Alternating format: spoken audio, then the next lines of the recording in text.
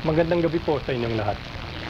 Ako po ay humaharap sa inyo para sa ating ABS-CBN family. Sa simula pa lang po ng epidemya ng COVID-19, ang ating pong news team ay araw-araw, oras-oras, nalalagay sa peligro ang buhay para lang mahatid sa atin ang mahalagang impormasyon at balita para sa kaligtasan nating lahat. Marami po sa inyong mga kapamilya ay pumasok sa opisina para hindi matigil ang broadcast at serbisyo ng ABS-CBN. So umpisa pa lang ng lockdown at maraming Pilipino ang maaring magutom dahil mawawala ng hanap buhay, inumpisan po natin agad ang pantawid ng pag-ibig. Sa ating pagtutulungan, nakapaghatid tayo ng pagkain at ayuda sa lampas 2 milyon nating kapamilya. Sa lahat po ng nagdaang taon at sa lahat na nagdaang kalamidad at trahedya, ganito na po ang lagi nating ginagawa. Ang ating ABS-CBN ay nangunguna sa paglikom ng mga donasyon para makatulong sa pag-ahon ng mga biktima. Bukod sa serbisyo publiko, ang ating ABS-CBN ay nakapagbigay din po ng pag-asa at inspirasyon sa pamamagitan ng mga palabas tulad halimbawa ng inyong paboritong Ang Probinsyano. Ang makapaglingkod sa inyo ang aming misyon at ang aming kaligayahan. Ngayon po ay dumating ang araw na kami naman ang dumudulog at nananawagan sa inyo. Hindi po binigay ng National Telecommunications Commission ang lisensya para sa patuloy na paglilingkod ng ABS-CBN. Kaya mawawala na po sa ere ang ating ABS-CBN. Ginawa na po namin ang lahat ng requirement para sa renewal at wala rin po kaming nilabag na batas. Pati po ang Kongreso na ayon sa batas ay may kapangyarihan na mag-utos sa NTC na magbigay ng provisional authority sa TV at radio stations, ay nagsabi po na bigyan na muna ang ABS-CBN ng provisional authority. Marahil naintindihan ng ating mga mambabatas na mahalaga ang ating serbisyo, lalong-lalo na sa panahong ito. Mga kapamilya, kung naging mahalaga sa inyo ang ating ABS-CBN, hinihingi po namin na tayo ay patuloy na magtulungan para mapanatili ang serbisyong naidudulot ng ating stasyon.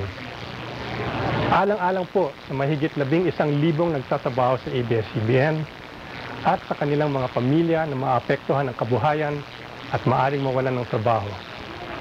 Alang-alang po sa milyon-milyong Pilipino na kailangan ng serbisyo ng ABS-CBN, lalong-lalo na sa panahon ng pinakamatinding krisis sa Pilipinas at sa buong mundo.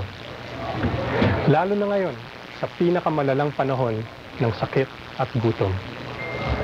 Ipadama, isaad, at ipadinig po natin ang ating nararamdaman sa pagsasara ng ating ABS-CBN. Sa oras na ito, kami naman po ang humihingi ng inyong pagdamay. Maraming salamat po, mga kapamilya. Salamat po, Ginoong Carlo Katigbak. Samantala, narito naman ang pahayag ng aming chairman, si Ginoong Mark Lopez. Mga kapamilya, serbisyo para sa ating mga kababayan dito sa Pilipinas at sa buong mundo. Yan po ang pinakamahalaga para sa amin dito sa ABS-CBN. Mula pa po nang magsimula ang ABS-CBN noong 1953 at hanggang ngayon, naniniwala po kami na public service ang unang-una at pinakamahalagang layunin ng isang media company. Kaya naman po lahat ng aming mga ginagawa dito sa ABS-CBN ay para makatulong o makapaghatid ng kahit konting ginhawa sa aming kapwa. Masakit sa amin na ipinasasara kami, pero masakit din ito para sa milyon-milyon mga kababayan nating naniniwalang ang aming serbisyo ay mahalaga sa kanila. Marami pa po tayong mga hangarin para sa Pilipino at sa ating bayan. May malubhang krisis tayong pinagdadaanan ngayon. Dapat sama-sama at tulong-tulong natin itong malampasan. Hindi po ito ang panahon para bumitaw, lalo na't alam namin marami pa kaming maitutulong. Samahan niyo po kami sa panalangin na muling ibalik ang ABS-CBN upang tuluyan kaming makapaglingkod sa pamilya at sambayanan Pilipino. Taus-puso po ang aming pasasalamat sa pagmamahal at suporta ninyo, mga kapamilya.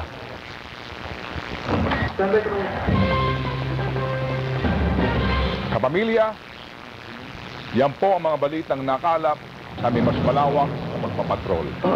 Hihinto po ng ABS-CBN, DZMM, MOR at lahat po ng TV at radio stations dito sa buong Pilipinas ang pag-broadcast pagkatapos po ng aming programa. Ito po ay alinsunod sa kautusan nga ng pagpapatigil po ng operasyon mula sa NTC o National Telecommunications Commission. Kinakailangan po lamang namin ng istasyon ng sapat na panahon upang maisaayos po ang pag-shutdown sa aming mga kagamitan. At maabisuhan din po ang aming mga tagapanood at mga tagapakinig. Mga kapamilya, patuloy kaming maglilingkod. Kahit wala po tayo sa ere sa Channel 2, mapapanood nyo pa rin ang aming mga balita sa teleradyo, ANC, news.abs-cbn.com at mga social media account ng ABS-CBN. Bayan, mga kapamilya, ilang dekada rin tayong nagkasama. Utang na loob namin sa inyo na tinanggap ninyo kami sa inyong mga tahanan gabi-gabi. Naging malaking bahagi na kami ng inyong buhay. Karamay sa mga panahon ng kalamidad at paghihirap. Kasabay namin kayo sa pagluha sa mga teleserye. Magkasama nating pinagbunyi ang tagumpay ng ating mga bayani, mga ordinaryong tao na nakagawa ng imposible. Sabay din nating pinanood na nabuo o mabuo ang kasaysayan sa pamamagitan ng TV Patrol at iba pang news and current affairs program. Isa pong karangalan na maging tagapaglahad ng inyong mga kwento at tagabantay sa mga nasa kapangyarihan.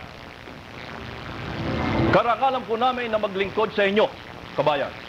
Hindi man na-renew ang aming prangkisa at pinatitigil ang ating broadcast, nangangako kami sa inyo, hindi kami mananahimik sa pag-ataking ito sa ating demokrasya at sa malayang pamamahayag.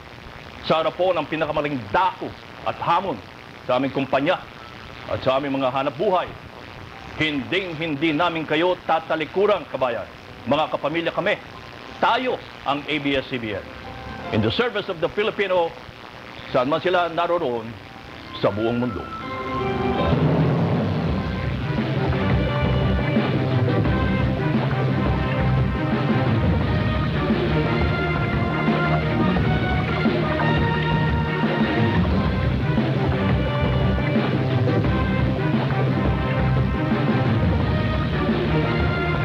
Ito po ang kwento ng ating ABS-CBN.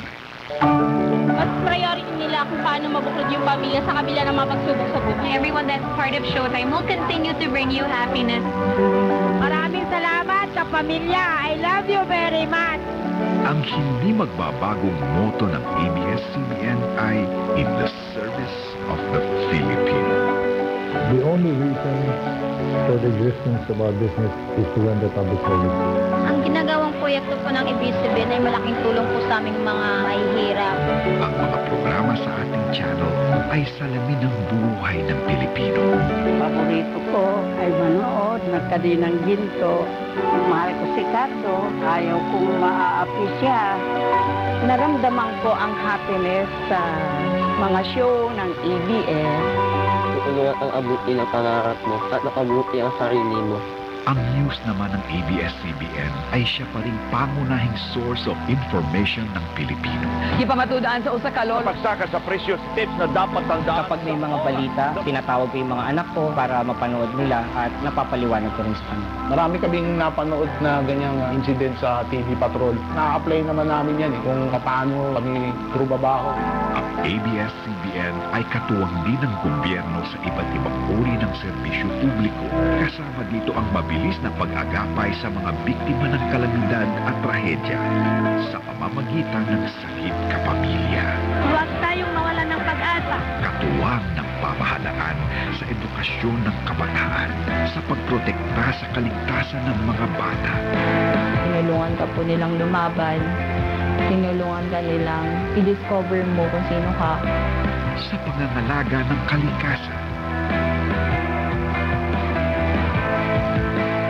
Yung mga dinala at itinanim namin dito na dala ng ABS-CBN, napapakinabangan na po. Marami na po kaming, may mga na-harvest na po kaming bunga dito. Sa pagbibigay ng kabuhayan. Dati, Ako ang tinuturuan ng ABS-CBN. Ngayon naman yung aking natutunan, ipinapaabot ko rin doon sa aming community. Kailangan kung kami ay magkaroon, magbigay din naman kami sa iba. Sa pagpapahalaga sa kalusugan. Sila po yung naghanap ng foundation para kay Baby Dylan para maoperahan po siya agad. Pagkatapos po ng ng operasyon niya, maganda naman po yung yung naging improvement din sa katawan po niya. Yan po ang ating ABS-CBN. Kinalakihan natin lahat, naging bahagi ng buhay ng Pilipino. Nais pa rin makaambag sa kinabukasan ng bawat kapamilya.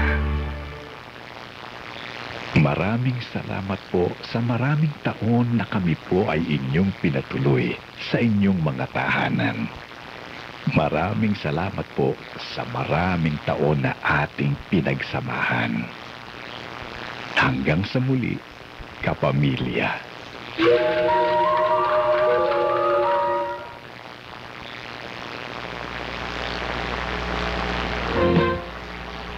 Anong oras na?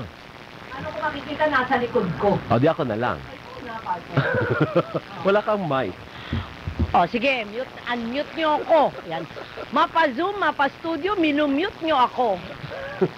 Oh, mainit ang ulo. Mainit ang ulo ko. Naka-sleeveless ka. Naka-sleeveless ako, mainit ang ulo ko. At ang baba ng mikropono ko. Bakit ganun? Parang anong show dati? May ganyan show dati na showbiz eh. Oh? Yung gumagano yung mga guests. Kaya nga, hindi ba pwedeng itaas naman ito? Hindi, pwede yan. I-adjust natin mamaya. Magaling ka naman magtaas ng mga mic, di ba? Basta usapang mic, magaling ako dyan. Oras! Oras nga. Hindi ko makita. Ikaw na nga. 7:47 na ng gabi. Sa mga balitang pinagpiestahan, natural, may gusto kang sabihin. Sa mga maiinit na usapin, syempre, may nais kang iparating. Magkakaibang saloobin, masinsinang tatalakayin, hugot ng bawat panig, welang hihimayin. Kasama ang pinakamasayang tambalan tuwing hapunan, Alvinel Chico at Doris Bigornia. Suhestyon, reaksyon at opinyon. SRO. Maki-join sa kanilang puntahan. I-text, itawag, ipahayag ang inyong suhestyon, reaksyon at opinyon. SRO. RO.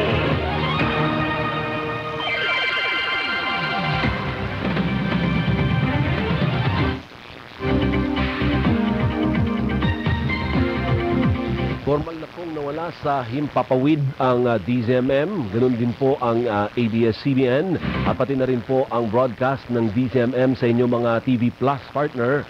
Pero buhay na buhay po ang SRO sa teleradyo. Wala na yan.